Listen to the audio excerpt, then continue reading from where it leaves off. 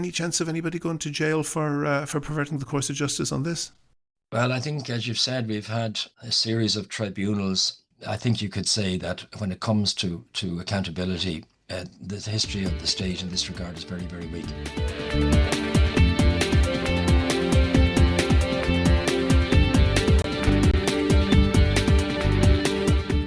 This is Here's How, Ireland's political, social and current affairs podcast, presented by William Campbell. Thank you for downloading episode 182 for the 23rd of October 2025. Lucid Talk is the Belfast-based polling company which every year does a poll on attitudes in the north to a border poll.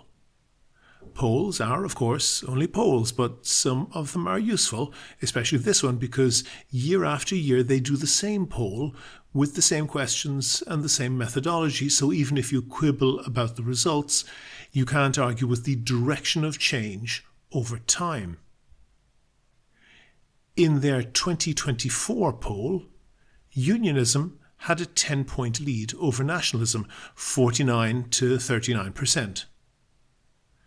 The same poll this year cut that margin to 7%. This, of course, isn't a normal poll, just like anything in Northern Ireland isn't a normal anything. This is not measuring opinion going back and forth in cycles. It's mostly just reflecting demographic changes. As I said, in 2025, unionism's lead is down to 7%, 48 to 41. At a 3% per year shift, that would point to a nationalist majority before Catherine Connolly is halfway through her first term as president. And that's not even the real demographic nightmare for unionists. The real disaster is that their support is concentrated in the older demographics. Unionism literally is dying. It's tempting to say that the only argument you need against unionists is tick-tock. It's so tempting that I'm going to say it. Tick-tock, tick-tock, but that isn't enough. There are 2 points to make here. First, the South and everyone else, but it really concerns the South here. The South is utterly unprepared for the reality of a successful border poll. You think the Brits failed to prepare for Brexit? You ain't seen nothing yet. The second point was new to me. It came from a fairly young unionist I saw on social media. I say unionist, but I'm not really sure what to say because she was someone who had lived in Britain and come back to the north and decided that she favoured a united Ireland despite her unionist background, and she had a very interesting point to make. She spoke about how older unionists were furious with her, complaining to her that she didn't know what she was talking about because she didn't live through the Troubles, but she had a good answer for them. She said yes, she didn't live through the Troubles, so that meant her view was clearer. People, unionists, who had lived through the Troubles, were not being rational because they were still tied up in the fear and emotion of the violence. Younger people who escaped that, she said, were better able to evaluate their arguments on merit. I thought that was interesting. In a moment, we'll have the interviews, but first of all, I want to say thanks to all of the patrons on Patreon. I really appreciate everyone who donates on Patreon. We don't get a huge amount of money for it. It's not nearly in the same league as some of the big Irish podcasters that I could mention, but it pays for things like web hosting, and Kevin and myself basically donate our time for free. It's also a great morale booster when we get a new patron on Patreon. It lets us know that there are people out there who listen and appreciate the podcast. We make a big effort to cover things that are undercovered in Irish media, and you're more than welcome to listen for free, but if you think that you could do the same as those donors and throw in the price of a cup of coffee once or twice a month, there's details how to do that on the website and at the end of the show. Do you agree? Do you disagree? Follow at Here's How Podcast on Twitter and like Here's How on Facebook for updates on each show's contents. I'm joined now by Frank Connolly. Frank is a journalist and author. His most recent book is United Nation, The Case for Integrating Ireland, published by Gill Books. But Frank's work has been legendary down through the years, not least in that his investigations led to the establishment of the Flood Mahon Tribunal into planning corruption and the Morris Tribunal into corruption amongst the Gardaí in Donegal. Frank, you've been writing in the most recent Village magazine about potential corruption in Bus Éireann. Can you give us the headline on that? Well, the story really deals with the fact that for many, many years, the Dáil has been informed by successive ministers for government that the subvention given by the Department of Education to Bus Éireann to run the school transport scheme, which costs in the region of over 300 million a year, in fact over 400 in the last years, any surplus that is achieved by Bus Éireann in the running of the school transport scheme is held in a special reserve or a ring-fenced account. And this has been the assurance given over the years by ministers, because otherwise, if it wasn't done in that way, the company and indeed the state could be in breach of EU state aid rules, because the state aid rules determine that if the state is supporting a company, in this case a commercial semi-state company, and that it's not allowed to give it a commercial advantage over potential competitors. If I understand that correctly, the EU essentially says that the state can subsidise public transport, but it can't subsidise one particular company and favour that company. So they would have to offer that subsidy. That's why we get different bus companies now running different routes. They would have to offer that, and then potentially different companies can compete for providing the service and thereby compete by that subsidy. If they just throw a few $100 million at one company without any competition for that, that would be clearly illegal under company law. And not only that, but the actual state defended an action taken by a company called School Transport Scheme Limited, which was a US-backed company that challenged the tender, or the fact that they weren't allowed to tender for the school transport scheme back in 2012. And in the course of that legal action, which went on for a couple of years, the state absolutely insisted through its lawyers in both the High Court and the Supreme Court that the school transport scheme is, to quote one barrister, hermetically sealed from the other areas of Bus Éireann's activity. The court has seen it is operated on a cost recovery basis. There is no cross subsidization. So this insistence by the state over many years that it is not subsidized in a way that might compromise the state aid rules has now been proven to be untrue based on court documents that were released to Village only last July. We published this story to really establish that this bank statements released by Bus Éireann under a court order released by the Bank of Ireland to the company that has challenged and wants to get access to the scheme shows that actually the monies and the funds, the surplus, is not ring-fenced, but it's used for a whole range of other costs that are accumulated by Bus Éireann, including wages that the company incurs. I should have said they're, of course, illegal under European law rather than illegal under company law. But Bus Éireann does a whole bunch of things. And the concept is that this chunk of money, a very large amount of money, as you say, more than 400 million euro, that was destined for school transport, should have been, as the phrase was used, hermetically sealed. So that should have been operated as a separate single business entity. However, your investigation and these records would indicate that what they were doing was just basically throwing that into a fund and using it for whatever they needed on the day. And that is, I think, clearly illegal under European law. Am I right? Well, exactly, because the bank statements that have been released under a court order, as I've said, disclosed only in last July, show that the payments from the school transport subvention from the Department of Education were commingled or pooled with other revenue streams and used to cover the general expenses of the company. And this is shown in the actual bank statements themselves, which there's about 10 years of bank statements from 2010 to 2018, 8 years. And what's interesting now is that only in the last couple of days, which we weren't able to report because the magazine came out before this happened, Bus Éireann has now challenged, is bringing the company STS, who got these documents, got access to these bank statements, is bringing them to court and has asked them to come into the court next week to return these statements. In other words, they're challenging whether they should have the right to have obtained these statements in the first place.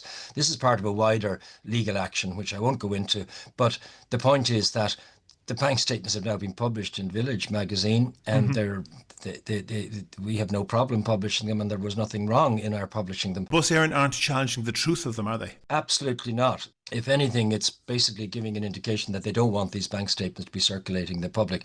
But what's more important in this, William, is that for many, many years, ministers, including the most recent minister, most recent Minister for Education before the last election, Norma Foley, but going right back to Leo Varadkar when he was Minister for Transport, because Transport obviously are part of this in that they are responsible for the operation of the school transport scheme. And indeed, the Dáil Public Accounts Committee, successive ministers have denied that the funds are not ring-fenced, have insisted that they're held in a separate account. As Leo Varadkar said at one occasion, the scheme operates on a cost recovery basis and Bus Éireann does not make a profit on the scheme. This was in 2013. The Public Accounts Committee were told that that a report by the Controller and Auditor General, who questioned this whole operation and suggested in his report that the accounting of this scheme is not adequate, but also he suggested that there was no clear explanation by the department as to why the accumulated surplus is necessary and why it didn't negotiate the terms previously. So the Public Accounts Committee, the Supreme Court, the High Court and Leinster House, the Dáil itself, over many years has been told that these monies are ring-fenced, there's no surplus. And more importantly, I suppose in some ways, the European Commission was told the same thing back in 2014. Do we have any indication, Frank, whether this was the people in the Dáil knowingly giving false information, or whether they were supplied with false information by CIE or Bus Éireann, and then they passed that on in good faith? Well, we do report that. We do report that in the article, and we show how senior civil servants and senior officials at Bus Éireann discussed how they were going to respond to the requests by the Controller and Auditor General when he was trying to get information, and the civil servants in this case decided that they weren't obliged to disclose this. Firstly, the Controller and Auditor General doesn't have a remit over commercial semi-state bodies, so he could only ask questions. He couldn't enforce answers, so to speak. But they continued to insist that there was a non-committed reserve to be used solely for the purposes of the student transport scheme. The language changed, but they eventually conceded that there was a surplus, but they still continued to insist that this surplus was ring-fenced, and right up to literally 2024 in Dáil answers. So it is clear that there was some knowledge that this was dodgy behaviour outside of Bus Éireann. Well, all we can say is that the senior officials in the Department of Education, and we have the emails, copies of the emails that they exchanged with officials in Bus Éireann, basically decided that they weren't obliged to give detailed answers any further than insisting that the monies were ring-fenced. However, we now know from the accounts that this isn't the case. And to give me an idea of the quantum of that, out of the now up to 400 million being spent on this of taxpayers' money, how much was the surplus that was potentially being applied to wrongly subsidise other areas of CIE? Yeah, that's an important question because it is only a proportion. So what we discovered is that the department estimated an excess, this is the surplus that we're talking at about 11 million in 2015, then down to about 6.7 million in 2016. And they told, and this is where it gets also very interesting, some of the people who were asking questions about this are now government ministers, including the independent TDs Noel Grealish and Sean Canny. And Sean Canny, in fact, has responsibility for the school transport scheme. He was misled in the answers, and that raises question for the current cabinet arrangements, because you have a number of people in cabinet who, including Simon Harris, who were given this misleading information by the Department of Education, headed by one of, obviously, the parties that is also in the current coalition government. So it raises all sorts of questions. Frank, you will remember, I'm sure, a long time ago, Ray Burke giving answers in the Dáil and then defending misleading answers he gave, saying people didn't ask the right question, or that there was a very small logical hole in the way that the question was asked, which allowed him to give a misleading answer. That's a lot. Yeah, that's a lot of TDs asking questions about that. Do you get the sense that they were asking those questions because they were being prompted to do so by people, perhaps in other bus companies or somewhere else, who knew that there was something dodgy going on? It was a subject of a High Court action, so it was quite, it was quite commonly known. This was a public and very high level, because it went to the Supreme Court, and some of the people sitting now in senior positions in the judiciary were barristers on both sides of this argument. So you have a situation where it was, I mean, the list of individual TDs from different parties. I mentioned Grealish, Canning, Sean Fleming is a Fianna Fáil TD, Simon Harris obviously is Taoiseach, Mary Lou MacDonald of Sinn Féin and Pierce Doherty, the Labour Party's Alan Kelly, Catherine Murphy, founder of the Social Democrats, John McGuinness, Fianna Fáil, and independent Michael Fitzmaurice. All of them were given what now are proven to be misleading, inaccurate answers in the Dáil between the years of about 2013 and 2024. And that's in the Dáil. In the courts, for the people who are on the losing side of that court case, where the court was clearly misled, and whatever about, the state of knowledge of the barristers in court, the client, CIE and Bus Éireann corporately, would have been fully aware that they were giving false evidence to the court. A, what are the consequences likely to be for them? And B, does their counterparty in that court case have any redress? Well, there's two immediate issues in that. An important question, because one, the legal costs of the earlier actions, High Court and Supreme Court actions, have yet to be adjudicated and decided by the legal costs adjudicator, and submissions have now been made to that body to take into account the recent disclosures from the bank statements.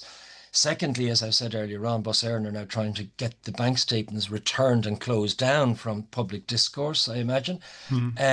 But thirdly, it opens up a serious problem with the EU Commission, because it undermines the assurances given by the government that there was no such surplus, and that any excess funds were ring-fenced over the years that the EU was questioning this issue. And of course, as I say, the Public Accounts Committee will now take an interest, because they were informed in 2017, before they issued after the Public Accounts, this Controller and Auditor General issued what's called Special Report 98 on the issue. Public Accounts Committee can feel aggrieved because it was also misled in the hearings on the CNAG's report. In past decades, various people in our neighbour, which shares a common law jurisdiction with us in Britain, including former cabinet ministers, have gone to jail for perverting the course of justice. In some cases where they submitted evidence in court cases, such as libel cases, which turned out to be untrue, but in other cases where they just instructed lawyers and had not provided any evidence to the courts, and the case never went to court, but they instructed lawyers who then communicated with their adversary falsely. Any chance of anybody going to jail for perverting the course of justice on this? Well, I think, as you've said, we've had a series of tribunals into corruption and planning and in public life generally, and in relation to Garda corruption that you mentioned earlier on. And a small handful of people have served some time in jail, including Ray Burke that you mentioned for tax evasion, George Redmond, Liam Lawler for obstructing the High Court orders pertaining to the tribunal. But other than that, I think you could say that when it comes to accountability, the history of the state in this regard is very, very weak. There is an issue here because in recent times, the Attorney General, who has been repeatedly asked about this issue, he recently replied to STS Limited, the company that took the legal actions and is likely to take more on the foot of these bank statements. He was very critical of them and claimed that the Supreme Court had found that none of the allegations concerning the withholding of information in respect of the Bus Éireann accounts come within the provisions of recent criminal statutes. In other words, he's basically saying that you've lost in the Supreme Court, that there was no criminality found. And the company is now obviously going to go back and ask the Attorney General to reconsider his position, given what has emerged from the bank statements released in July. We have a cabinet which includes, or sort of a government which is supported by the independent group, the regional deputies led by Michael Lowry. And Michael Lowry was found by a tribunal back in the day to have assisted businessman Dennis O'Brien with the obtaining the second mobile phone license back in the mid-1990s, which turned Mr. O'Brien into a billionaire, effectively, yeah. Frank Connolly, journalist extraordinaire. That full story is in the current issue of Village magazine. Thank you very much for talking to me. Thank you, William. Do you agree? Do you disagree? Here's How is Ireland's political, social and current affairs podcast. I'm joined now by Tony Lowes. He's the director of Friends of the Irish Environment. That's a long-standing environmental group which took the case against the Government of Ireland known as the Climate Case Ireland, which led the Supreme Court to strike down the National Mitigation Plan for Climate Change on the grounds that it didn't meet the requirement of laws requiring specific plans to deal with climate change. And there's lots more information about legal cases that group has taken on their website. Tony is with me now to talk about something else. Tony, you've written a piece for the current edition of Village magazine about bogs. What's so special about bogs? I think we really have a very iconographic view of our bogs, cultural view of our bogs. Mm-hmm. They form the basis of so much of our literature, so much of our culture, so much of our psyche, that the scientific issues that arise from their treatment have never really been understood. And that's our biggest problem. What happens is that the bogs, a healthy bog, will actually take greenhouse gases out of the atmosphere and put them back, begin the process of putting them back in the earth where, many of them came from. So that, in fact, the impact is so great that the amount that we are actually emitting from our bogs rather than is almost the same as the amount that the entire agricultural sector is emitting. In other words, instead of these healthy bogs absorbing greenhouse gases, they're actually pissing them out into the environment. So is what you're saying there that the bog, if it was healthy, would be absorbing CO2 that currently is in the atmosphere, and it is currently doing the reverse? Exactly. It should be absorbing the CO2, the green lungs, they call them, or they've been compared to the Amazon forests. And in fact, there's far more carbon stored in our bogs than there are in the forests. Because my understanding, and this is very much a school child understanding, my understanding of the bogs was that they were essentially an incomplete version of the coal that became deposited in other countries, that it was carbon that had been absorbed millions of years ago but not quite so many millions of years, or not in exactly the same circumstances that's caused it to be coal. So it was sort of like the same thing as coal, but not quite. But you're saying that not only is it possible for the bogs to absorb ancient carbon, they could actually be absorbing current carbon as well. Absolutely. The emissions that we're dealing with now arise mainly through the burning of fossil fuels. So the coal that you're referring to, which is the end product, in fact, of peat, of turf, if it's left long enough, is the locking up in the minerals of the CO2, so that when we turn around and expose it and bleed it out, it increases the amount of emissions in the air.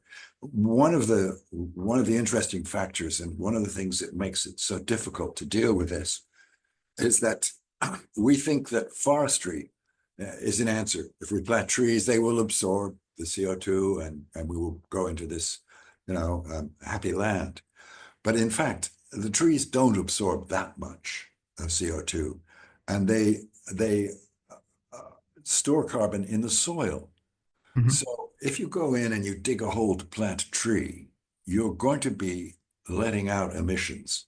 And the result is now that in Ireland, our forestry is giving out more greenhouse gases than it's absorbing. And what's the solution for that? You said if it was a healthy bog, that it would be absorbing CO2. What is wrong? What is happening that is not happening? Well, there's a long historic record in Ireland of drainage, drain the Shannon on, and farmers have been draining their land for years, and this is always was considered to be a good thing. But in fact, the way forward is to re-wet those areas, those huge areas that they reclaimed from bogs and turned into grassland. If you allow them to re-wet, and I don't mean that they turn into a lake, you raise the water level until it's about 18 inches below the surface, something like that. So you can still actually use the surface for grazing most of the year, not all of the year probably, but you're re-wetting the soils again and allowing them to function in the way that they're supposed to absorb the CO2 And why isn't that happening?